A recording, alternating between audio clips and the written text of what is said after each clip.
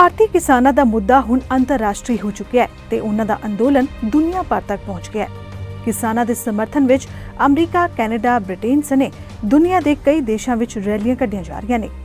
ਇਨ੍ਹਾਂ ਸਿੱਖ ਭਾਈਚਾਰੇ ਦੇ ਲੋਕ ਟਰੈਕਟਰ ਟਰਾਲੀਆਂ ਦੇ ਨਾਲ ਹਿੱਸਾ ਲੈ ਰਹੇ ਨੇ। ਕੈਨੇਡਾ ਦੇ ਪ੍ਰਧਾਨ ਮੰਤਰੀ ਜਸਟਿਨ ਟਰੂਡੋ ਸਮੇਤ ਵੱਖ-ਵੱਖ ਮੰਤਰੀਆਂ ਨੇ ਵੀ ਕਿਸਾਨਾਂ ਦੇ ਅੰਦੋਲਨ ਨੂੰ ਆਪਣਾ ਸਮਰਥਨ ਦਿੱਤਾ ਹੈ। ਇਸ ਲੜੀ ਤਹਿਤ ਕਿਸਾਨਾਂ ਦੇ ਹੱਕ ਵਿੱਚ ਕੈਨੇਡਾ ਦੀ ਪ੍ਰਸਿੱਧ ਸਮਾਜ ਸੇਵੀ ਸੰਸਥਾ ਸਿੱਖ ਫੈਡਰੇਸ਼ਨ ਆਫ ਐਡਮਿੰਟਨ ਵੱਲੋਂ ਇੱਕ ਵਿਸ਼ੇਸ਼ ਮੀਡੀਆ ਕਾਨਫਰੰਸ ਬੁਲਾਈ ਗਈ, ਜਿਸ ਵਿੱਚ ਸਮੁੱਚੇ ਸਿੱਖ ਫੈਡਰੇਸ਼ਨ ਦੇ ਮੈਂਬਰਾਂ, ਐਗਜ਼ੀਕਿਊਟਿਵ ਮੈਂਬਰਾਂ ਨੇ ਵੀ ਹਿੱਸਾ ਲਿਆ। ਇਸ ਮੌਕੇ ਸੰਬੋਧਨ ਕਰਦਿਆਂ ਆਗੂਆਂ ਦਾ ਕਹਿਣਾ ਸੀ ਕਿ ਭਾਰਤ ਸਰਕਾਰ ਨੇ ਖੇਤੀ ਨਾਲ ਸੰਬੰਧਿਤ ਜੋ 3 ਕਾਨੂੰਨ ਬਣਾਏ ਨੇ, ਉਹਨਾਂ ਦਾ ਕਿਸਾਨਾਂ ਨੂੰ ਕੋਈ ਲਾਭ ਨਹੀਂ, ਸਗੋਂ ਨਵੇਂ ਕਾਨੂੰਨ ਕਿਸਾਨਾਂ ਦੀ ਆਰਥਿਕਤਾ ਨੂੰ ਤਬਾਹ ਕਰ ਦੇਣਗੇ। ਕਿਸਾਨ ਗਰਮੀ ਅਤੇ ਸਰਦੀ ਵਿੱਚ ਮਿੱਟੀ ਨਾਲ ਮਿੱਟੀ ਹੋ ਕੇ ਸਖਤ ਮਿਹਨਤ ਨਾਲ ਅਨਾਜ ਪੈਦਾ ਕਰਦਾ ਹੈ ਤੇ ਅੱਜ ਦੇਸ਼ ਦੇ ਅੰਨਦਾਤਾ ਨੂੰ ਹੀ ਮਿੱਟੀ ਵਿੱਚ ਰੋਲਿਆ ਜਾ ਰਿਹਾ ਹੈ। ਉਹਨਾਂ ਅੱਗੇ ਕਿਹਾ ਕਿ ਇਹ ਕਾਨੂੰਨ ਕਾਰਪੋਰੇਟ ਅਦਾਰਿਆਂ ਨੂੰ ਲਾਭ ਪਹੁੰਚਾਉਣ ਲਈ ਬਣਾਏ ਗਏ ਨੇ। ਭਾਰਤ ਸਰਕਾਰ ਗਲਤ ਪ੍ਰਚਾਰ ਕਰ ਰਹੀ ਹੈ ਕਿ ਕਿਸਾਨਾਂ ਦੀ ਆਮਦਨ ਵਧਾਉਣਗੇ। ਇਸ ਦੇ ਨਾਲ ਹੀ ਕਮੇਟੀ ਮੈਂਬਰਾਂ ਨੇ ਕਿਹਾ ਕਿ ਜਦੋਂ ਕਿਸਾਨ ਇਹ ਕਾਨੂੰਨ ਚਾਹੁੰਦੇ ਹੀ ਨਹੀਂ, ਫਿਰ ਧੱਕੇ ਨਾਲ ਉਹਨਾਂ ਉੱਪਰ ਕਿਉਂ ਠੋਸੇ ਜਾ ਰਹੇ ਨੇ। ਚੜ੍ਹਦੀ ਕਲਾ ਟੀਵੀ ਲਈ ਮੈਂ ਹਰਪ੍ਰੀਤ ਸਿੰਘ ਦਰਦੀ ਇਸ ਵਕਤ ਕੈਨੇਡਾ ਦੇ ਐਡਮਿੰਟਨ ਸ਼ਹਿਰ ਵਿਖੇ ਮੌਜੂਦ ਹਾਂ। ਐਡਮਿੰਟਨ ਦੀ ਇੱਕ ਬੜੇ ਪ੍ਰੋਮੀਨੈਂਟ ਸੰਸਥਾ ਹੈ ਸਿੱਖ ਫੈਡਰੇਸ਼ਨ ਆਫ ਐਡਮਿੰਟਨ, ਜੋ ਕਿ ਸੋਸ਼ਲ ਵਰਕ ਦੇ ਕੰਮਾਂ ਦੇ ਵਿੱਚ ਬਹੁਤ ਵੱਧ ਚੜ੍ਹ ਕੇ ਐਡਮਿੰਟਨ ਸ਼ਹਿਰ ਵਾਸੀਆਂ ਲਈ ਕੰਮ ਕਰਦੀ ਹੈ। ਬੱਚਿਆਂ ਦੀ ਹੌਸਲਾ ਅਫਜ਼ਾਈ ਲਈ ਹਰ ਸਾਲ ਸਕਾਲਰਸ਼ਿਪਸ ਵੀ ਦਿੰਦੀ ਹੈ ਅਤੇ ਦੁਨੀਆ ਭਰ ਦੇ ਵਿੱਚ ਜੇ ਕਿਧਰੇ ਕਿਸੇ ਨੂੰ ਵੀ ਮਦਦ ਦੀ ਲੋੜ ਹੈ, ਉਹਦੇ ਲਈ ਵੀ ਆਵਾਜ਼ ਚੁੱਕਦੀ ਹੈ। ਅੱਜ ਸੰਸਾਰ ਭਰ ਤੋਂ ਹੋਕਾ ਜੋ ਦਿੱਤਾ ਜਾ ਰਿਹਾ ਹੈ ਕਿਸਾਨਾਂ ਦੇ ਹੱਕ ਦੇ ਵਿੱਚ, ਉਸ ਲਈ ਸਿੱਖ ਫੈਡਰੇਸ਼ਨ ਆਫ ਐਡਮਿੰਟਨ ਵੱਲੋਂ ਇੱਕ ਖਾਸ ਮੀਡੀਆ ਕਾਨਫਰੰਸ ਅੱਜ ਸੱਦੀ ਗਈ, ਜਿਹਦੇ ਵਿੱਚ ਸਮੁੱਚੇ ਸਿੱਖ ਫੈਡਰੇਸ਼ਨ ਦੇ ਮੈਂਬਰਸ, ਐਗਜ਼ੈਕਟਿਵ ਕਮੇਟੀ ਦੇ ਮੈਂਬਰਸ ਨੇ ਹਿੱਸਾ ਲਿਆ ਅਤੇ ਚੜ੍ਹਦੀ ਕਲਾ ਟਾਈਮ ਟੀਵੀ ਵੱਲੋਂ ਇਹ ਖਾਸ ਕਵਰੇਜ ਆਪ ਜੀ ਤੱਕ ਮੈਂ ਹਰਪ੍ਰੀਤ ਸਿੰਘ ਦਰਦੀ ਲੈ ਕੇ ਪੇਸ਼ ਕਰ ਰਿਹਾ ਹਾਂ। ਵਾਹਿਗੁਰੂ ਜੀ ਕਾ ਖਾਲਸਾ, ਵਾਹਿਗੁਰੂ ਜੀ ਕੀ ਫਤਿਹ। ਮੇਰਾ ਨਾਮ Ranjit Singh Pawar, Sikh federation of Edmonton ਦਾ ਵਾਈਸ ਪ੍ਰੈਜ਼ੀਡੈਂਟ। ਸਾਡੇ ਨਾਲ ਸਾਰੀ ਹੀ ਐਗਜ਼ੈਕਟਿਵ ਕਮੇਟੀ, ਜਿਨ੍ਹਾਂ ਦੇ ਵਿੱਚ ਪ੍ਰਧਾਨ ਸਰਦਾਰ ਕਰਨੈਲ ਸਿੰਘ ਜੀ ਦਿਓਲ, ਮੀਤ ਪ੍ਰਧਾਨ ਰਣਜੀਤ ਸਿੰਘ ਪਵਾਰ, ਸਪੋਕਸਮੈਨ ਸਾਡੇ ਐਕਸ ਪ੍ਰਧਾਨ ਵੀ ਨੇ ਸੀਤਲ ਸਿੰਘ ਨਨੂਆ, ਸੈਕਟਰੀ ਸਾਹਿਬ ਸਾਡੇ ਜਤਿੰਦਰ ਸਿੰਘ ਧਨੋਆ, ਖਜ਼ਾਨਚੀ ਗੁਰਦੀਪ ਸਿੰਘ ਚੀਮਾ, ਪਤਵੰਤ ਸਿੰਘ ਸ਼ੇਖੋਂ, ਪਾਲ ਸਿੰਘ ਸ਼ੇਖੋਂ ਅਤੇ ਬਲਕਰਮਜੀਤ ਸਿੰਘ ਗਿੱਲ, ਬਰਿੰਦਰ ਸਿੰਘ ਗਰੇਵਾਲ, ਸਾਰੇ ਹੀ ਇੱਥੇ ਮੌਜੂਦ ਹਨ। ਸਿੱਖ ਫੈਡਰੇਸ਼ਨ ਆਫ ਐਡਮਿੰਟਨ ਕੋਈ ਵੀ ਕਮਿਊਨਿਟੀ ਦਾ ਕੰਮ ਹੋਵੇ, ਵੱਧ ਚੜ੍ਹ ਕੇ ਉਹਦੇ ਵਿੱਚ ਹਿੱਸਾ ਪਾਉਂਦੀ ਹੈ ਅਤੇ ਸਪੋਰਟ ਵੀ ਕਰਦੀ ਹੈ। ਕੋਈ ਵੀ ਕਿਸੇ ਨੂੰ ਪ੍ਰੋਬਲਮ ਹੋਵੇ, ਜਿਸ ਤਰ੍ਹਾਂ ਹੁਣ ਇੰਡੀਆ ਦੇ ਵਿੱਚ ਕਿਸਾਨ ਯੂਨੀਅਨ ਦਾ ਸੰਘਰਸ਼ ਚੱਲ ਰਿਹਾ ਇੰਡੀਆ ਗੌਰਮੈਂਟ ਦੇ ਨਾਲ, ਜੋ ਵੀ ਇਹਨਾਂ ਦੇ ਕਾਨੂੰਨ 3 ਬਣਾਏ ਹੋਏ ਆ ਅਤੇ ਇਲੈਕਟ੍ਰੀਕਲ ਅਤੇ ਇੱਕ ਪਰਾਲੀ ਵਾਸਤੇ, ਜੋ ਵੀ ਉਹ ਚਾਹੁੰਦੇ ਆ ਕਿ ਇਹਨਾਂ ਨੂੰ ਵਾਪਸ ਲਿਆ ਜਾਵੇ, ਅਸੀਂ ਇਹਨਾਂ ਦੀ ਤਹਿ ਦਿਲੋਂ ਸਪੋਰਟ ਕਰਦੇ ਹਾਂ ਅਤੇ ਕਰਦੇ ਰਹਾਂਗੇ। ਬਾਕੀ ਜਿਹੜੀ ਵੀ ਕਮੇਟੀ ਉਹ ਬਣੀ ਆ, ਬਹੁਤ ਵਧੀਆ ਕੰਮ ਕਰ ਰਹੀ ਆ ਭਾਰਤੀ ਕਿਸਾਨ ਯੂਨੀਅਨ। ਸਾਨੂੰ ਆਸ ਹੈ ਕਿ ਬਹੁਤ ਹੀ ਵਧੀਆ ਰਿਜ਼ਲਟ ਕੱਢੇਗੀ। ਵਾਹਿਗੁਰੂ ਜੀ ਕਾ ਖਾਲਸਾ, ਵਾਹਿਗੁਰੂ ਜੀ ਕੀ ਫਤਿਹ। ਵਾਹਿਗੁਰੂ ਜੀ ਦਾ ਖਾਲਸਾ ਅਤੇ ਵਾਹਿਗੁਰੂ ਜੀ ਕੀ ਫਤਿਹ। ਅਸੀਂ ਸਾਰੇ ਸਿੱਖ ਫੈਡਰੇਸ਼ਨ ਆਫ ਐਡਮਿੰਟਨ ਦੇ ਕਾਰਕੁਨ ਅੱਜ ਇੱਥੇ ਇਕੱਠੇ ਹੋਏ ਹਾਂ ਅਤੇ ਇਹ ਇੰਡੀਆ ਗੌਰਮੈਂਟ ਨੂੰ ਦੱਸਣ ਲਈ ਕਿ ਅਸੀਂ ਸਾਰੇ ਦੇ ਸਾਰੇ ਇੰਡੀਆ ਦੇ ਕਿਸਾਨਾਂ ਦੇ ਨਾਲ, ਉਹਨਾਂ ਦੇ ਸੰਘਰਸ਼ ਦੇ ਨਾਲ ਅਸੀਂ ਬਿਲਕੁਲ ਮੋਢੇ ਨਾਲ ਮੋਢਾ ਜੋੜ ਕੇ ਖੜ੍ਹੇ ਹਾਂ। ਅਤੇ ਜਿਸ ਤਰ੍ਹਾਂ ਉਹ ਸ਼ਾਂਤੀਪੂਰਵਕ ਜਾ ਰਹੇ ਸੀ ਦਿੱਲੀ ਨੂੰ, ਅਤੇ ਰਸਤੇ ਦੇ ਵਿੱਚ ਇੰਡੀਆ ਗੌਰਮੈਂਟ ਨੇ ਉਹਨਾਂ ਉੱਤੇ ਪਾਣੀ ਦੀਆਂ, ਠੰਡੇ ਪਾਣੀ ਦੀਆਂ ਅਤੇ ਗੰਦੇ ਪਾਣੀ ਦੀਆਂ ਬਸ਼ਾਰਾਂ ਮਾਰੀਆਂ ਅਤੇ ਲਾਠੀ ਚਾਰਜ ਕੀਤੇ ਅਤੇ ਰਸਤੇ ਦੇ ਵਿੱਚ ਡੂੰਘੇ ਟੋਏ ਪੱਟ ਦਿੱਤੇ। ਅਤੇ ਇਹ ਸਾਰੀਆਂ ਜਿਹੜੀਆਂ ਹਿਊਮਨ ਵਾਇਓਲੇਸ਼ਨ ਜਿਹੜੀਆਂ ਉਹਨਾਂ ਨੇ ਕੀਤੀਆਂ, ਅਤੇ ਉਸ ਦੇ ਸੰਬੰਧ ਵਿੱਚ ਸਾਡੇ ਆਪਣੇ ਪ੍ਰਧਾਨ ਮੰਤਰੀ ਸ਼੍ਰੀ ਟਰੂਡੋ ਸਾਹਿਬ, ਉਹਨਾਂ ਨੇ ਵੀ ਉਸ ਚੀਜ਼ ਦੀ ਨਿਖੇਧੀ ਕੀਤੀ ਅਤੇ ਜਿਹੜੇ ਆਪਣੇ ਆਪੋਜੀਸ਼ਨ ਦੇ ਲੀਡਰ ਹੈਗੇ ਨੇ ਸਾਡੇ ਐਰਨ ਓਟੂਲ ਸਾਹਿਬ ਅਤੇ ਉੱਧਰੋਂ ਜਗਮੀਤ ਸਿੰਘ, ਉਹਨਾਂ ਨੇ ਵੀ ਇਸ ਚੀਜ਼ ਦੀ ਨਿਖੇਧੀ ਕੀਤੀ ਅਤੇ ਤਕਰੀਬਨ 18 MP ਤੇ ਜਿੰਨੀਆਂ ਵੀ ਆਪਣੀਆਂ ਲੈਜਿਸਲੇਚਰਸ ਹੈਗੀਆਂ ਤੇ ਜਾਂ ਜਿਹੜੇ MPP ਜਿਸ ਤਰ੍ਹਾਂ ਓਨਟਾਰੀਓ ਦੇ ਹੈਗੇ ਆ, ਉਹਨਾਂ ਨੇ ਵੀ ਆਪਣੀ ਲੈਜਿਸਲੇਚਰ ਦੇ ਵਿੱਚ ਪੂਰੀ ਦੀ ਪੂਰੀ ਉਸ ਜਿਹੜੀ ਕੰਮ ਦੀ ਜਿਹੜੀ ਹੈਗੀ ਆ ਨਿਖੇਧੀ ਕੀਤੀ। ਤੇ UNO ਨੇ ਵੀ ਤੇ ਉੱਧਰੋਂ 36 MP ਹੈਗੇ ਆ ਆਪਣੇ ਇੰਗਲੈਂਡ ਦੇ, ਤੇ ਉਹਨਾਂ ਨੇ ਵੀ ਇਸ ਕੰਮ ਦੀ ਜਿਹੜੀ ਹੈਗੀ ਆ ਬਹੁਤ ਹੀ ਜ਼ਿਆਦਾ ਨਿਖੇਧੀ ਕੀਤੀ ਜੋ ਇੰਡੀਆ ਗੌਰਮੈਂਟ ਨੇ ਕੀਤਾ।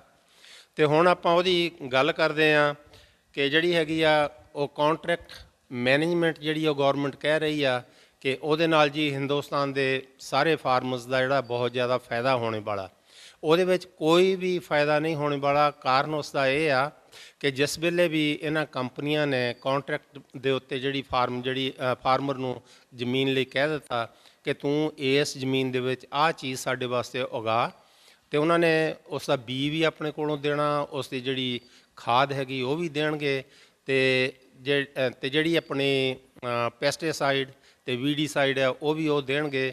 ਜਦੋਂ ਫਸਲ ਜਿਹੜੀ ਪੱਕ ਗਈ ਤੇ ਜਦੋਂ ਉਹਦੀ ਹਾਰਵੈਸਟਿੰਗ ਹੋ ਗਈ ਤੇ ਉਸ ਤੋਂ ਬਾਅਦ ਉਹ ਇੱਕੋ ਹੀ ਬਹਾਨਾ ਬਣਾ ਦੇਣਗੇ ਕਿ ਇਹਦੀ ਕੁਆਲਿਟੀ ਠੀਕ ਨਹੀਂ। ਤੇ ਇੰਨਾ ਹੀ ਕਹਿਣੇ ਦੇ ਨਾਲ ਜੇ ਉਸ ਦੀ ਕੀਮਤ ਉਹ 2000 ਰੁਪਏ ਟਨ ਹੋਣੀ ਚਾਹੀਦੀ ਆ, 2000 ਰੁਪਏ ਕੁਇੰਟਲ ਹੋਣੀ ਚਾਹੀਦੀ ਆ, ਤੇ ਉਸ ਤੋਂ ਬਾਅਦ ਉਹ ਕਹਿਣਗੇ ਅਸੀਂ ਇਹ ਜਿਹੜੀ ਆ ਨਹੀਂ ਲੈਣੀ। ਤੇ ਜਦੋਂ ਉਹ ਫਾਰਮਰ ਜਿਹੜੇ ਛੋਟੇ ਫਾਰਮਰ ਹੈਗੇ, ਕੋਈ 2 ਏਕੜ ਵਾਲਾ, ਕੋਈ 5 ਏਕੜ ਵਾਲਾ, ਤੇ ਉਹਨਾਂ ਦੀ ਆਪਣੀ ਜਿਹੜੀ ਉਹ ਇਹ ਕਹਿ ਲਓ 100 ਕੁਇੰਟਲ ਵੀ ਹੋਵੇ ਤੇ ਉਹ ਕਿਸੇ ਹੋਰ ਓਪਨ ਮਾਰਕੀਟ ਦੇ ਵਿੱਚ ਕਿਸੇ ਦੂਜੇ ਪ੍ਰੋਵਿੰਸ ਵਿੱਚ ਜਿਸ ਤਰ੍ਹਾਂ ਇਹ ਕਹਿ ਰਹੇ ਆ ਕਿ ਲਿਜਾ ਕੇ ਉਹ ਵੇਚ ਸਕਦੇ ਆ, ਉਹਦੇ ਵਿੱਚ ਇੰਨੀ ਕਿੰਨੀ ਹਿੰਮਤ ਹੈਗੀ ਆ ਕਿ ਉੱਥੇ ਲਿਜਾ ਕੇ ਉਹ ਵੇਚ ਸਕੇ। ਤੇ ਉਸ ਤੋਂ ਬਾਅਦ ਉਹਨੂੰ ਜਿਹੜੀ ਉੱਥੇ ਹੀ ਉਹ ਸੁੱਟਣੀ ਪਏਗੀ, ਕਿਉਂਕਿ ਜਦੋਂ ਕੋਈ ਮਾਰਕੀਟ ਜਿਹੜੀ ਹੈਗੀ ਆ ਓਪਨ ਮਾਰਕੀਟ ਉਹੀ ਖਤਮ ਕਰ ਦਿੱਤੀ ਇਹਨਾਂ ਨੇ, ਜਿਹਨੂੰ ਆਪਾਂ ਮੰਡੀਕਰਨ ਕਹਿੰਦੇ ਆ, ਉਹ ਮੰਡੀਕਰਨ ਬੋਰਡ ਤੋੜ ਦਿੱਤਾ। ਤੇ ਫਿਰ ਉਸ ਤੋਂ ਬਾਅਦ ਜਿਹੜੀ ਕੋਈ ਹੋਰ ਦੂਜੀ ਮਾਰਕੀਟ ਨਹੀਂ ਰਹਿ ਜਾਣੀ। ਤੇ ਹੁਣ ਆਪਾਂ ਗੱਲ ਕਰਦੇ ਹਾਂ ਮੰਡੀਕਰਨ ਬੋਰਡ ਦੀ। ਜਿਸ ਤਰ੍ਹਾਂ ਉਹ ਕਹਿ ਰਹੇ ਆ ਕਿ ਦੋਨੋਂ ਹੋਣਗੇ, ਪ੍ਰਾਈਵੇਟ ਵੀ ਤੇ ਮੰਡੀਕਰਨ ਵੀ। ਮੰਡੀ ਦੇ ਵਿੱਚ ਜਿਹੜੀ ਜਦੋਂ ਕਿਸਾਨ ਜਿਹੜਾ ਲੈ ਕੇ ਜਾਂਦਾ ਉਹਦੇ ਉੱਤੇ ਜਿਹੜੀ ਫੀਸਾਂ ਲੱਗਦੀਆਂ ਇਹ ਤਕਰੀਬਨ 164 ਰੁਪਏ ਕੁਇੰਟਲ ਦੇ ਮਗਰ ਹੁੰਦੀ ਆ ਉਹ, ਤੇ ਜਿਹੜੀ ਉਹ ਦੇਣੀ ਪੈਂਦੀ ਆ ਜਿਨ ਕਣਕ ਉਹ ਖਰੀਦਣੀ ਹੁੰਦੀ ਆ। ਤੇ ਇਹ ਜਿਹੜਾ ਓਪਨ ਮਾਰਕੀਟ ਵਾਲਾ ਉਹਦੇ ਉੱਤੇ ਕੋਈ ਵੀ ਫੀਸ ਨਹੀਂ। ਤੇ ਜਦੋਂ ਉਹ 'ਤੇ ਕੋਈ ਫੀਸ ਨਹੀਂ, ਉਹ ਕਹੇਗਾ ਲਓ ਜੀ ਮੈਂ ਤੁਹਾਨੂੰ ਜਿਹੜੇ ਹੈ 70 ਰੁਪਏ ਵਾਧੂ ਦਿੰਦਾ 1 ਕੁਇੰਟਲ ਦੇ ਮਗਰ। ਤੇ ਉਹ ਜਿਹੜੇ ਫਾਰਮਰ ਹੈਗੇ ਬਿਗਨਿੰਗ ਦੇ ਵਿੱਚ ਸਾਰੇ ਦੇ ਸਾਰੇ ਉਹ ਉੱਥੇ ਉਹਨਾਂ ਨੂੰ ਲਿਜਾ ਕੇ ਦੇਣੀ ਸ਼ੁਰੂ ਕਰ ਦੇਣਗੇ। 2 ਸਾਲਾਂ ਬਾਅਦ ਜਦੋਂ ਮਾਰਕੀਟ ਦੇ ਵਿੱਚ ਕੋਈ ਗਿਆ ਹੀ ਨਾ ਕੋਈ ਵੀ ਫਾਰਮਰ ਲੈ ਕੇ, ਤੇ ਉਸ ਤੋਂ ਬਾਅਦ ਗੌਰਮੈਂਟ ਕਹੇਗੀ ਕਿ ਉੱਥੇ ਕੋਈ ਜਾਂਦਾ ਹੀ ਨਹੀਂ ਹੈ, ਤੇ ਇਹਦਾ ਕੀ ਕਰਨਾ ਉਸ ਮਾਰਕੀਟ ਤੋਂ, ਤੇ ਉਹ ਮਾਰਕੀਟ ਜਿਹੜੀ ਆਟੋਮੈਟੀਕਲੀ ਉਹ ਖਤਮ ਹੋ ਜਾਏਗੀ।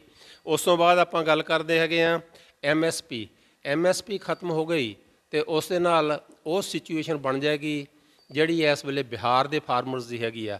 ਉੱਥੇ ਉਹ ਤਕਰੀਬਨ 8-10 ਏਕੜ ਦੀ ਜ਼ਮੀਨ ਵਾਲਾ ਫਾਰਮ ਦਾ ਜਿਹੜਾ ਮਾਲਕ ਹੈਗਾ ਉਹ ਵੀ ਗਰਮੀਆਂ ਨੂੰ ਆ ਕੇ ਪੰਜਾਬ ਦੇ ਵਿੱਚ ਆ ਕੇ ਉਹ ਦੂਜੀ ਲਗਾਉਂਦਾ, ਝੋਨਾ ਲਗਾਉਂਦਾ ਉਹ, ਤੇ ਲੇਬਰ ਕਰਦਾ ਆ ਕੇ ਪੰਜਾਬ ਵਿੱਚ। ਉਸ ਦਾ ਕਾਰਨ ਇਹ ਆ ਕਿ ਜਦੋਂ ਉੱਥੇ ਕੋਈ MSP ਨਹੀਂ, 2007 ਵਿੱਚ ਜਾਂ 2006 ਵਿੱਚ ਉਹਨਾਂ ਨੇ ਖ਼ਤਮ ਕਰਤੀ ਸੀ। ਜਦੋਂ MSP ਕੋਈ ਨਾ ਹੋਣ ਕਰਕੇ ਉੱਥੇ ਕੀਮਤ ਜਿਹੜੀ ਹੈਗੀ ਆ 900 ਰੁਪਏ ਉਹ ਕੁਇੰਟਲ ਦੇ ਉੱਤੇ ਜਾਂਦੀ ਆ ਆਪਣੇ ਜੀਰੀ ਜਿਹਨੂੰ ਕਹਿ ਦਿੰਦੇ ਆ, ਜਾਂ ਪੈਡੀ ਆਪਾਂ ਕਹਿ ਦਿੰਦੇ ਆ, ਰਾਈਸ। ਤੇ ਫਿਰ ਇਸ ਕਰਕੇ ਆਪਣੇ ਪੰਜਾਬ ਦੇ ਵਿੱਚ ਉਹ ਤਕਰੀਬਨ ਜਿਹੜੀ ਹੈਗੀ ਆ ਉਹ 1800 ਰੁਪਏ ਦੇ ਉੱਤੇ ਉਹ ਕੁਇੰਟਲ ਜਾਂਦੀ ਆ। ਤੇ ਇਸੇ ਤਰ੍ਹਾਂ ਜਿਹੜੀ ਹੈਗੀ ਕਣਕ ਹੈਗੀ ਆ ਉਹਨਾਂ ਨੂੰ ਬਾਹਰਲੀਆਂ ਮਾਰਕੀਟਸ ਦੇ ਵਿੱਚ ਜਿਹੜੀ ਆ ਉਹ ਕੋਈ 1400 ਦੇ ਉੱਤੇ ਵਿਕਦੀ ਆ, ਕੋਈ 15 ਤੇ ਸਾਡੇ ਜਿਹੜੀ ਉਹ ਤਕਰੀਬਨ 1850 ਰੁਪਏ ਦੇ ਉੱਤੇ ਉਹ ਵਿਕਦੀ ਹੈਗੀ ਆ। ਜਿਹਦੇ ਕਰਕੇ ਜਦੋਂ ਕੋਈ ਵੀ ਆਪਾਂ ਫਸਲ ਉਹ ਉਗਾਉਂਦੇ ਆ, ਪਤਾ ਹੈ ਕਿ ਇਹਦੀ ਮਾਰਕੀਟ ਦੇ ਵਿੱਚ ਉਹਦੀ ਜਿਹੜੀ ਕੀਮਤ ਆਪਾਂ ਨੂੰ ਉਹ ਸਹੀ ਮਿਲ ਜਾਣੀ ਹੈਗੀ ਆ। ਬਾਕੀ ਇਸ ਤੋਂ ਬਿਨਾਂ ਗੌਰਮੈਂਟ ਨੇ ਜਿਹੜਾ ਰਿਟੇਲ ਬਿਜ਼ਨਸ ਜਿਹੜਾ ਉਹ ਖਤਮ ਕਰ ਦੇਣਾ। ਉਹਦਾ ਕਾਰਨ ਕੀ ਹੈਗਾ ਬਣਨਾ ਰਿਟੇਲ ਦਾ? ਜਦੋਂ ਆਪਣੇ ਇਹ ਫਾਰਮਰਸ ਜਿਹੜੇ ਹੈਗੇ ਉਹ ਸਾਰੇ ਖਤਮ ਹੋ ਗਏ, ਤੇ ਜਿਹੜੇ ਇਹ ਵੱਡੇ ਜਿਹੜੀਆਂ ਕੰਪਨੀਆਂ ਹੈਗੀਆਂ ਇਹਨਾਂ ਨੇ ਵੱਡੇ ਵੇਅਰ ਹਾਊਸ ਜਿਹੜੇ ਹੈਗੇ ਉਹ ਬਣਾ ਲਏ ਆ, ਤੇ ਉਹ ਸਾਰੇ ਦਾ ਸਾਰਾ ਜਿਹੜਾ ਸਮਾਨ ਉਹ ਜਿਹੜਾ ਖਰੀਦ ਲੈਣਗੇ।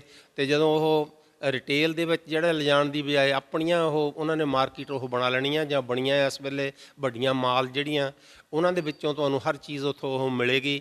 ਤੇ ਜਿੰਨੀਆਂ ਵੀ ਜਿਹਨਾਂ ਨੂੰ ਆਪਾਂ ਕਹਿ ਦਿੰਦੇ ਆ ਕਰਿਆਨੇ ਦੀਆਂ ਦੁਕਾਨਾਂ, ਤੇ ਦੂਜੀਆਂ ਜਿੱਥੇ ਆਪਣਾ ਹੋਰ ਸਮਾਨ ਉਹ ਵੇਚਦੇ ਹੁੰਦੇ ਆ, ਉਹਨੂੰ ਪਤਾ ਨਹੀਂ ਪੰਸਾਰੀ ਨਹੀਂ ਕੁਝ ਹੋਰ ਕਹਿੰਦੇ ਉਹਨੂੰ, ਤੇ ਉਹ ਦੁਕਾਨਾਂ ਵੀ ਜਿਹੜੀਆਂ ਹੈਗੀਆਂ ਉਹ ਖਤਮ ਹੋ ਜਾਣਗੀਆਂ, ਕਿਉਂਕਿ ਉਹ ਸਾਰੀਆਂ ਚੀਜ਼ਾਂ ਜਿਹੜੀਆਂ ਆ ਇਹਨਾਂ ਵੱਡੀਆਂ ਮਾਲਾਂ ਦੇ ਵਿੱਚੋਂ ਉਹ ਮਿਲੂਗੀਆਂ ਉਹਨਾਂ ਵੱਡਿਆਂ ਦੂਜੇ ਤੋਂ। ਤੇ ਇਸ ਕਰਕੇ ਜਿਹੜਾ ਅਸਰ ਹੋਣਾ ਇਹ ਇਕੱਲਾ ਉਹਨਾਂ ਉੱਤੇ ਨਹੀਂ ਹੋਣਾ, ਕਿਸਾਨਾਂ ਉੱਤੇ ਨਹੀਂ ਹੋਣਾ, ਇਹ ਸਾਰੇ ਦੇ ਸਾਰਾ ਜਿਹੜਾ ਇਹ ਚੇਨ ਹੈਗੀ ਆ। ਉਸ ਤੋਂ ਬਾਅਦ ਆਪਾਂ ਟਰਾਂਸਪੋਰਟੇਸ਼ਨ ਦੀ ਲੈ ਲਓ, ਜਿਹੜਾ ਬੰਦਾ ਹੈਗਾ ਆਪਣੀ ਕਾਰ ਟਰੱਕ ਜਿਸਨੇ ਕੋ ਖਰੀਦਿਆ ਹੈਗਾ, ਤੇ ਜਦੋਂ ਇਹ ਵੱਡੀਆਂ ਕੰਪਨੀਆਂ ਉਹ ਆਪਣੇ ਟਰੱਕ ਉਹਨਾਂ ਦੇ ਆਪਣੇ ਹੋਣਗੇ, ਤੇ ਇਸ ਕਰਕੇ ਜਿਹੜਾ ਹੈਗਾ ਆ ਇਹ ਇੰਡੀਪੈਂਡੈਂਟ ਜਿਹੜੀ ਟਰਾਂਸਪੋਰਟੇਸ਼ਨ ਆ ਉਹ ਵੀ ਖਤਮ ਹੋ ਜਾਏਗੀ। ਉਸ ਤੋਂ ਬਾਅਦ ਹੁਣ ਆਪਾਂ ਗੱਲ ਕਰਦੇ ਹਾਂ NRIs ਦੀ। NRI ਜਿਹੜੇ ਆ ਆਪਣੇ ਇੱਥੋਂ ਜਾਂਦੇ ਆ ਇੰਡੀਆ ਦੇ ਵਿੱਚੋਂ, ਪੰਜਾਬ ਦੀ ਇਕੋਨਮੀ ਖਾਸ ਕਰਕੇ ਉਹ ਸਾਰੀ ਦੀ ਸਾਰੀ ਜਿਹੜੀ ਹੈਗੀ ਉਹ NRI ਦੇ ਉੱਤੇ ਡਿਪੈਂਡ ਕਰਦੀ ਆ। ਤੇ ਜਦੋਂ ਸਾਡੀਆਂ ਉਹ ਜ਼ਮੀਨਾਂ ਉਹਨਾਂ ਨੇ ਉਹ ਇੰਨੇ ਦੇ ਉੱਤੇ ਕੀਮਤ ਤੋਂ ਥੱਲੇ ਚੱਲ ਗਈਆਂ ਉਹ, ਤੇ ਜਾਂ ਉਹ ਕੰਟਰੈਕਟ ਮੈਨੇਜਮੈਂਟ ਦੇ ਕਰਦਿਆਂ ਕਰਾਉਂਦਿਆਂ ਉਹ ਇੰਡਸਟਰੀਅਲਿਸਟਾਂ ਨੇ ਉਹ ਬਾਈ ਕਰ ਲਈਆਂ, ਤੇ ਅਸੀਂ ਉੱਥੇ ਨੂੰ ਇੰਡੀਆ ਨੂੰ ਕੀ ਕਰਨ ਲਈ ਜਾਣਾ। ਤੇ ਜਦੋਂ ਅਸੀਂ ਜਾਵਾਂਗੇ ਨਹੀਂ ਤਾਂ ਉੱਥੇ ਦੀ ਜਿਹੜੀ ਆ ਸਾਰੀ ਦੀ ਸਾਰੀ ਜਿਹੜੀ ਇਕੋਨਮੀ ਹੈਗੀ ਪੰਜਾਬ ਦੀ ਉਹ ਬਿਲਕੁਲ ਖਤਮ ਹੋ ਜਾਏਗੀ ਉਹ। ਤੇ ਉਸ ਤੋਂ ਬਾਅਦ ਆਪਾਂ ਹੁਣ ਇਹਦੀ ਗੱਲ ਕਰਦੇ ਹਾਂ GDP ਦੀ। ਇੰਡੀਆ ਦੀ GDP ਜਿਹੜੀ ਹੈਗੀ ਆ ਉਹ 24% ਡਾਊਨ ਗਈ ਆ। ਤੇ ਜੇ ਇਸ ਹਿਸਾਬ ਨਾਲ ਚੱਲਦਾ ਰਿਹਾ ਜਿਸ ਤਰ੍ਹਾਂ ਹੁਣ ਚੱਲ ਰਹੀ ਆ, ਜਿਹੜੀ ਉਹ ਦੂਜੀ ਆਪਣੀ ਰੈਲੀ ਚੱਲ ਰਹੀ ਆ ਜਾਂ ਇਹ ਸਟਰਗਲ ਚੱਲ ਰਿਹਾ, ਤੇ ਉਹ ਤਕਰੀਬਨ 18ਵੇਂ ਦਿਨ ਦੇ ਵਿੱਚ ਉਹ ਉੱਥੇ ਐਂਟਰ ਹੋ ਚੁੱਕਾ। ਜੇ ਇਸ ਤਰ੍ਹਾਂ ਹੋਰ ਜਿਹੜਾ 10-12 ਦਿਨ ਜਾਂ ਮਹੀਨਾ ਹੋਰ ਚੱਲਦਾ ਗਿਆ, ਉਹਨਾਂ ਦੀ GDP ਜਿਹੜੀ ਹੈਗੀ ਆ ਹੋਰ 10% ਉਹ ਥੱਲੇ ਚਲੇ ਜਾਵੇਗੀ। ਤੇ ਮੈਂ ਇੰਨਾ ਹੀ ਕਹਿੰਦਾ ਹੋਇਆ ਇੱਥੇ ਬਸ ਕਰਦਾ। ਤੇ ਇਸ ਕਰਕੇ ਉਹ ਇੰਡੀਆ ਗੌਰਮੈਂਟ ਨੂੰ ਉਹ ਅਪੀਲ ਕਰਦੇ ਆ ਕਿ ਤੁਸੀਂ ਜਿੰਨੀ ਜਲਦੀ ਕਰ ਸਕਦੇ ਆ ਆਪਣੇ ਇਸ ਮੁਲਕ ਨੂੰ ਘੱਟੋ ਘੱਟ ਉਹਨੂੰ ਸੰਭਾਲ ਲਓ, ਤੇ ਇਹਨਾਂ ਕਿਸਾਨਾਂ ਦੇ ਨਾਲ ਜਿੰਨਾ ਵੀ ਹੈਗਾ ਉਹ ਸਮਝੌਤਾ ਕਰੋ। ਉਹਨਾਂ ਦੇ ਜਿਹੜੇ ਉਹ 3 ਕਾਨੂੰਨ ਤੁਸੀਂ ਬਣਾਏ ਹੈਗੇ ਆ ਉਹਨਾਂ ਨੂੰ ਵਾਪਸ ਲਓ। ਵਾਹਿਗੁਰੂ ਜੀ ਕਾ ਖਾਲਸਾ, ਵਾਹਿਗੁਰੂ ਜੀ ਕੀ ਵਾਹਿਗੁਰੂ ਜੀ ਕਾ ਖਾਲਸਾ, ਵਾਹਿਗੁਰੂ ਫਤਿਹ। ਅੱਜ ਅਸੀਂ ਸਿੱਖ ਫੈਡਰੇਸ਼ਨ ਆਫ ਐਡਮਿੰਟਨ ਵੱਲੋਂ ਸਾਰੇ ਪ੍ਰਧਾਨ ਸਾਹਿਬ ਤੇ ਹੋਰ ਸਾਡੇ ਪਾਸਟ ਪ੍ਰੈਜ਼ੀਡੈਂਟ ਸੀਤਲ ਸਿੰਘ ਨਨੂਆ ਜੋ ਅੱਜ ਸਪੋਕਸਪਰਸਨ ਵੀ ਹਨ, ਤੇ ਹੋਰ ਸਾਰੇ ਪੁਰਾਣੇ ਪਾਵਰ ਸਾਹਿਬ, ਪਤਵੰਤ ਸਿੰਘ, ਬਲਕਰਮ ਸਿੰਘ, ਜਤਿੰਦਰ ਧਨੋਆ ਤੇ ਮੇਰੇ ਪਿੱਛੇ ਖੜੇ ਸਾਥੀ ਸਾਰੇ ਸਾਡੇ ਅੱਜ ਨਾਲ ਪਹੁੰਚੇ ਹੈ। ਮੇਰਾ ਨਾਮ ਵਰਿੰਦਰ ਸਿੰਘ ਗਰੇਵਾਲ ਆ, ਮੈਂ ਵੀ ਇਸ ਕਮੇਟੀ ਦਾ ਮੈਂਬਰ ਹਾਂ। ਵੈਸੇ ਕਾਫੀ ਦੇਰ ਦੇ ਨਾਲ ਜੁੜੇ ਹੋਏ ਹਾਂ, ਪਰ ਹੁਣ ਇਹਨਾਂ ਨੇ ਵੀ ਮੈਂ ਵੀ ਇਸ ਸ਼ਾਮਲ ਹਾਂ ਐਗਜ਼ੈਕਟਿਵ 'ਚ। ਅਸੀਂ ਜਦੋਂ ਅੱਜ ਇਹ ਸਾਰੇ ਦੁਨੀਆ ਦੇ ਉੱਤੇ ਭਾਰੀ ਪਈ ਜਾਣੀ ਸਾਡੇ ਤਾਂ ਅਸੀਂ ਤਾਂ ਸੋਚਣ 'ਤੇ ਮਜਬੂਰ ਹੋਏ ਹੀ ਹਾਂ, ਕਿਉਂਕਿ ਅਸੀਂ ਤਕਰੀਬਨ ਜਿਹੜੇ ਇੱਥੇ ਸਾਰੇ ਬੈਠੇ ਹਾਂ ਸਾਨੂੰ ਫਾਰਮਿੰਗ ਬਾਰੇ ਜਾਣਦੇ ਵੀ ਹੈ, ਤੇ ਸਾਡੀ ਬੈਕਗਰਾਊਂਡ ਵੀ ਹੈ, ਤੇ ਅਸੀਂ ਕੁਛ ਨੇ ਵਿੱਚੋਂ ਫਾਰਮਿੰਗ ਕੀਤੀ ਵੀ ਹੈ ਪਿੱਛੇ, ਤੇ ਸਾਨੂੰ ਤਾਂ ਇਸ ਗੱਲ ਦੀ ਪੂਰੀ ਨੌਲੇਜ ਵੀ ਹੈ ਔਰ ਮਤਲਬ ਫਿਕਰ ਵੀ ਹੈ, ਤੇ ਸਾਡੇ ਉੱਥੇ ਜਿਹੜੇ ਰਹਿ ਰਹੇ ਆ ਉਹਨਾਂ ਦਾ ਵੀ ਫਿਕਰ ਸਾਨੂੰ ਹੈ। ਪਰ ਮੈਂ ਜਿਹੜੀ ਗੱਲ ਅੱਜ ਸ਼ੇਅਰ ਕਰਨੀ ਚਾਹੁੰਦਾ ਹੈ, ਜੋ ਕਿ ਕੈਨੇਡੀਅਨ ਬੱਚਿਆਂ ਦੇ ਬਾਰੇ ਮੈਂ ਤੁਹਾਨੂੰ ਦੱਸਣਾ ਚਾਹੁੰਦਾ ਹੈ। ਅਸੀਂ ਇਕੱਲੇ ਨਹੀਂ ਸਾਨੂੰ ਫਿਕਰ ਹੈਗਾ, ਵੈਸੇ ਤਾਂ ਸਾਰੀ ਦੁਨੀਆ ਨੂੰ ਵੀ ਫਿਕਰ ਹੈਗਾ, ਪਰ ਮੈਂ ਆਪਣੇ ਬੱਚੇ ਤਾਂ ਜਾਣੀ ਉਹ ਵੀ ਹੋਣਗੇ, ਉਹਨਾਂ ਨੇ ਜਾਣੀ ਇੰਨੀ ਐਫਰਟ ਕੀਤੀ ਵੀ ਇੱਥੋਂ ਦੀਆਂ ਸਾਰੀਆਂ ਆਰਗੇਨਾਈਜੇਸ਼ਨਾਂ ਨਾਲ ਟਰਾਈ ਕੀਤੀ ਲਿੰਕ ਕਰਨ ਦੀ। ਕੈਨੇਡਾ ਦੀ ਜਿਹੜੀ ਨੈਸ਼ਨਲ ਫਾਰਮਰ ਯੂਨੀਅਨ ਹੈ ਉਹਨਾਂ ਤਾਈਂ ਵੀ ਉਹਨਾਂ ਨੇ ਆਪਣੀਆਂ ਈਮੇਲਾਂ ਭੇਜੀਆਂ, ਆਪਣੇ ਟੈਗ ਭੇਜੇ, ਆਪਣੇ ਟਵਿੱਟਰ ਨਾਲ ਮੈਸੇਜ ਭੇਜੇ, ਤੇ ਉਹਨਾਂ ਨੇ ਇੱਕ ਬੜੀ ਸੋਹਣੀ ਸਟੇਟਮੈਂਟ ਇਸ਼ੂ ਕੀਤੀ ਹੈ, ਜਿਹੜੀ ਕਿ ਦੱਸਣ ਲਈ ਮੈਂ ਬਾਕੀ ਤਾਂ ਸੀਤਲ ਸਿੰਘ ਨਨੂਆ ਨੇ ਸਾਰੀ ਡਿਟੇਲ ਦੱਸਤੀ ਹੈ, ਉਸ 'ਚ ਮੈਂ ਜਾਣਾ ਨਹੀਂ ਚਾਹੁੰਦਾ ਦੁਬਾਰਾ। ਹੁਣ ਉਹਨਾਂ ਨੇ ਸਾਡੀ ਜਿਹੜੀ ਕੈਨੇਡਾ ਦੀ ਨੈਸ਼ਨਲ ਫਾਰਮਰ ਯੂਨੀਅਨ ਐਸੋਸੀਏਸ਼ਨ ਹੈ ਉਹਨਾਂ ਨੇ ਆਪਣੇ ਵੱਲੋਂ ਸਟੇਟਮੈਂਟ ਦਿੱਤੀ ਹੈ, ਔਰ ਮੈਂ ਇਸ ਗੱਲ ਦਾ ਬੜਾ ਹੀ ਜਾਣੀ ਹੈਰਾਨ ਹੈ ਵੀ ਸਾਨੂੰ ਤਾਂ ਫਿਕਰ ਹੈਗਾ ਹੀ ਹੈਗਾ ਔਰ ਉਹਨਾਂ ਨੂੰ ਵੀ ਫਿਕਰ ਹੈਗਾ। ਔਰ ਉਹਨਾਂ ਨੇ ਫਾਈਨਲ ਪੈਰੇ ਦੇ ਵਿੱਚ ਜਿਹੜੀ ਗੱਲ ਕਹੀ ਹੈ, ਉਹਨਾਂ ਦੇ ਪ੍ਰੈਜ਼ੀਡੈਂਟ ਮਿਸਟਰ ਵਾਟ ਨੇ ਕਿਹਾ ਹੈ ਕਿ ਕਿਸਾਨਾਂ ਨੇ ਇਸ ਕਾਨੂੰਨ ਦੀ ਕੋਈ ਮੰਗ ਹੀ ਨਹੀਂ ਸੀ ਕੀਤੀ, ਤੇ ਉਹਨਾਂ ਨੂੰ ਇਸ ਕਾਨੂੰਨ ਜਦੋਂ ਮੰਗ ਹੀ ਨਹੀਂ ਸੀ ਕੀਤੀ ਤੇ ਉਹਨੂੰ ਤੁਹਾਨੂੰ ਬਣਾਉਣ ਦੀ ਕੀ ਲੋੜ ਸੀ। ਤੇ ਉਹਨਾਂ ਨੇ ਵੀ ਰਿਕੁਐਸਟ ਕੀਤੀ ਹੈ ਵੀ ਤੁਸੀਂ ਕਾਨੂੰਨ ਵਾਪਸ ਲਵੋ, ਜਦੋਂ ਉਹਨਾਂ ਨੂੰ ਲੋੜ ਨਹੀਂ ਹੈ ਤੇ ਤੁਸੀਂ ਇਹ ਕਾਨੂੰਨ ਉਹਨਾਂ ਦੇ ਉੱਤੇ ਮੱਲੋ ਮੱਲੀ ਕਿਉਂ ਥੋਪਦੇ ਆ। ਤੇ ਇਹਦੀਆਂ ਕਾਪੀਆਂ ਮੈਂ ਤੁਹਾਨੂੰ ਵੀ ਦੇਵਾਂਗਾ, ਤੁਸੀਂ ਵੀ ਆਪਣੇ ਮੀਡੀਆ ਰਾਹੀਂ ਜਿਹੜੀ ਦੁਨੀਆ ਨੂੰ ਦੱਸ ਸਕਦੇ ਆ, ਕਿਉਂਕਿ ਅਸੀਂ ਤਾਂ ਲਿਮਟਿਡ ਜੀ ਪਹੁੰਚ ਹੈ, ਤੇ ਤੁਸੀਂ ਵੀ ਇਹਦੇ ਬਾਰੇ ਦੱਸ ਸਕਦੇ ਵੀ ਇਕੱਲੇ ਸਾਡੇ ਪੋਲੀਟੀਸ਼ੀਅਨਾਂ ਨੇ ਤਾਂ ਬਹੁਤ ਬਹੁਤ ਧੰਨਵਾਦ ਆ ਸਾਰਿਆਂ ਦਾ ਜਿਨ੍ਹਾਂ ਨੇ ਕੀਤਾ ਹੀ ਕੀਤਾ, ਪਰ ਸਾਰੀਆਂ ਦੁਨੀਆ ਦੀਆਂ ਫਾਰਮਰ ਐਸੋਸੀਏਸ਼ਨਾਂ ਜਾਂ ਫਾਰਮਰ ਯੂਨੀਅਨਾਂ ਵੀ ਇਸ ਗੱਲ ਨੂੰ ਠੀਕ ਨਹੀਂ ਸਮਝਦੀਆਂ ਜਿਹੜਾ ਉਹਨਾਂ ਨੇ ਹਿੰਦੁਸਤਾਨ ਦੇ ਵਿੱਚ ਪਹਿਲੀ ਗੱਲ ਪੀਸਫੁਲ ਪ੍ਰੋਟੈਸਟ ਨੂੰ ਧੱਕਾ ਕੀਤਾ, ਉਹਨਾਂ ਨੂੰ ਪਹੁੰਚਣ ਨਹੀਂ ਦੇ ਰਹੇ ਜਿੱਥੇ ਜਾ ਰਹੇ ਆ, ਔਰ ਉਹਨਾਂ ਦੀ ਗੱਲ ਨਹੀਂ ਸੁਣੀ ਜਾ ਰਹੀ। ਇਸ ਤੋਂ ਪਹਿਲਾਂ ਸਾਡੇ ਜਿਹੜੇ ਐਕਸ ਸਰਵਿਸਮੈਨ ਸੀ ਜਾਂ ਫੌਜੀ ਸੀ ਹਿੰਦੁਸਤਾਨ ਦੇ, ਉਹਨਾਂ ਨੇ ਆਪਣੀ ਪੈਨਸ਼ਨ ਲਈ ਮੁਜ਼ਾਹਰਾ 2 ਸਾਲ ਚੱਲਦਾ ਰਿਹਾ, ਉਹਨਾਂ ਨੂੰ ਤਾਂ ਕਿਸੇ ਨੇ ਰੋਕਿਆ ਨਹੀਂ, ਉਹ ਜੰਤਰ ਮੰਤਰ 'ਤੇ ਕਰਦੇ ਰਹੇ। ਤੇ ਹੋਰ ਉਹ ਜੰਤਰ ਮੰਤਰ 'ਤੇ ਜੇ ਹੋਰ ਅੰਨਾ ਹਜ਼ਾਰੇ ਕਰ ਸਕਦਾ ਜਾਂ ਹੋਰ ਕਰ ਸਕਦੇ ਆ, ਸਾਡੇ ਫਾਰਮਰਾਂ ਨੂੰ ਉੱਥੇ ਕਿਉਂ ਨਹੀਂ ਪਹੁੰਚਣ ਦਿੱਤਾ ਜਾਂਦਾ ਗਾ। ਸਾਡੀ ਵੀ ਕੈਪੀਟਲ ਆ, ਸਾਡਾ ਵੀ ਉਨਾ ਹੀ ਹੱਕ ਆ ਉਹਦੇ 'ਤੇ। ਚਲੋ ਇੰਨਾ ਕਹਿੰਦਾ ਹੋਇਆ ਮੈਂ ਇਜਾਜ਼ਤ ਲੈਂਦਾ। ਵਾਹਿਗੁਰੂ ਕਾ ਖਾਲਸਾ, ਵਾਹਿਗੁਰੂ ਫਤਿਹ। ਸਬਸਕ੍ਰਾਈਬ ਕਰੋ ਚੜ੍ਹਦੀ ਕਲਾ ਟਾਈਮ ਟੀਵੀ ਨੂੰ ਤੇ ਲੇਟੈਸਟ ਅਪਡੇਟ ਪਾਉਣ ਲਈ ਪ੍ਰੈਸ ਕਰੋ ਬੈਲ ਆਈਕਨ।